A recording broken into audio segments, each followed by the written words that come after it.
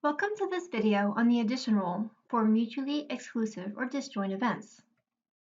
After watching this video, you should be able to define the terms disjoint and mutually exclusive, determine if a set of events is mutually exclusive or disjoint, construct a Venn diagram for sets of values which may or may not be disjoint, and lastly, use the addition rule for disjoint events. Addition rule vocabulary. Two events are said to be disjoint or mutually exclusive if they cannot occur at the same time. The terms mutually exclusive and disjoint are synonymous and will be used interchangeably in this video. Can you think of some examples of disjoint events? Pause the video, write down your thoughts, and then unpause it. One example is, if you flip a coin, it cannot land on both heads and tails at the same time. So the events heads and tails are disjoint. If you are choosing M&Ms from a bag of candy, you cannot choose a single piece of candy that is both blue and red unless there was some sort of manufacturing problem with the candy. Each candy is only one color, so the events blue and red are disjoint or mutually exclusive. Venn diagrams and probability. A common way to visually represent events in statistics is through the use of the Venn diagram. Notice that the way we draw Venn diagrams when we are studying probability is different from the way they are used in other subjects. We always place a rectangular box around the circles in our diagram. The reason for this will be explained in a future video. Which of the two Venn diagrams below represents disjoint or mutually exclusive events? Pause the video, write down your answer, and then unpause it to see if you are correct. The Venn diagram on the right represents disjoint or mutually exclusive events because the circles do not overlap. The Venn diagram on the left shows overlapping events, which suggests that they are not mutually exclusive or disjoint. The overlapping area tells us that there are some members that are part of both set A and set B. Example 1. Are the sets disjoint? Determine whether set A and set B are disjoint if set A is the numbers 0, 1, 2, 3, and 4, and set B consists of the numbers 5, 6, 7, 8, and 9. To answer this question, we need to find out if A and B have any elements in common. If they do have any elements in common, then they will not be disjoint, and the circles in the Venn diagram should overlap, as shown in figure 1 below. If A and B do not have any elements in common, then they are disjoint or mutually exclusive, and the circles in the Venn diagram should not overlap, as shown in figure 2 below. So, pause the video, write down your answer, and then unpause it to see if you are correct. Set A and set B do not have any elements in common. Therefore, the Venn diagram should look as follows. These two sets are disjoint because they do not have any elements in common. Notice that that means that in the Venn diagram, the circles A and B do not overlap. Example 2. Are the sets disjoint? Determine whether set A and set B are disjoint if A is the set of numbers 0, 1, 2, 3, and 4, and B is the set of numbers 2, 4, and 6. Pause the video, write down your answer, and then unpause it to see if you are correct. Set A and set B have the elements 2 and 4 in common, and therefore the two sets are not disjoint or mutually exclusive. Draw a Venn diagram of sets A and B. Pause this video, write down your answer, and then unpause it to see if your Venn diagram matches that of the video. First of all, we need to make sure that our circles overlap because sets A and B do have some elements in common. We begin filling in the Venn diagram in the middle. We put the elements 2 and 4 in the overlap area because they are contained in both set A and set B. We continue by filling in the other parts of the circle. The elements 0, 1, and 3 should be in the part of the circle A that does not overlap with B.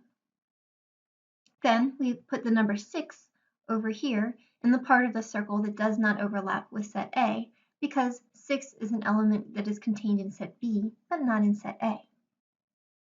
Notice if you were simply given this Venn diagram, you could extract the elements in set A by looking at which values are in this blue circle. You could do the same thing for set B by seeing which numbers are contained in the yellow circle. Addition rule for mutually exclusive or disjoint events. To calculate the probability of mutually exclusive or disjoint events, simply add the probabilities of these events. We can express this more formally by saying that if A and B are disjoint events, then the probability of A or B occurring is simply the probability of A plus the probability of B. Example 1. Suppose you roll a single six-sided die with the numbers 1, 2, 3, 4, 5, and 6 on the faces of the die. What is the probability of rolling a 4 or a 5? First of all, let's ask ourselves, are these events mutually exclusive? They are. You cannot roll a 4 and a 5 at the same time. You'll get one number or the other, but not both. So we can use the equation for mutually exclusive events. We know that the probability of event A or B is equal to the sum of the probabilities of A and B. So what is the probability of rolling a 4? Well, it's 1 out of 6. Also, the probability of rolling a 5 on a fair die is 1 over 6. When we add these two fractions, we get 2 over 6, and that reduces to 1/3. Remember, you can also express the probability as a decimal or a percent. Example 2. Suppose there are 10 marbles in a jar with the colors as follows: 1 white marble, 4 blue marbles, 2 pink marbles, and 3 yellow marbles. What is the probability of choosing either a white or a pink marble?